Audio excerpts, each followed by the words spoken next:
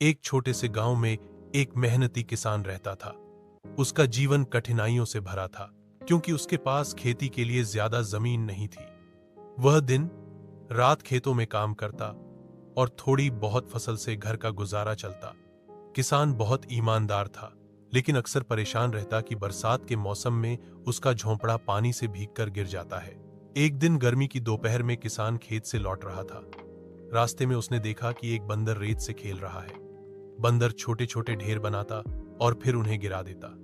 किसान मुस्कुराकर बोला, अरे बंदर भाई, तुम ये क्या बना रहे हो? बंदर बोला, मैं घर बना रहा हूं, लेकिन हर बार गिर जाता है। किसान ने हंसते हुए कहा, घर रेत से नहीं बनते, इसके लिए मेहनत और सही सोच चाहिए।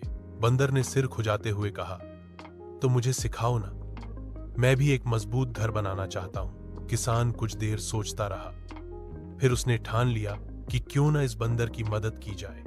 उसने पास से लकड़ियां, पत्ते और मिट्टी इकट्ठा की और बंदर को सिखाने लगा। दोनों मिलकर काम करने लगे।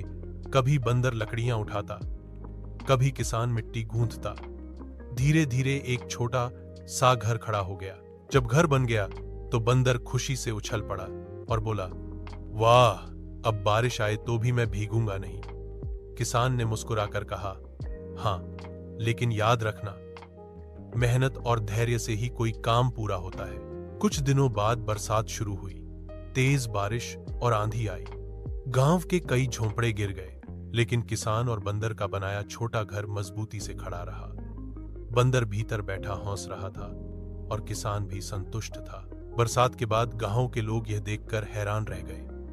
वे बोले, ये घर तो बहुत मजबूत है, इसे किसने बनाया? किसान ने हंसते हुए कहा, हाँ,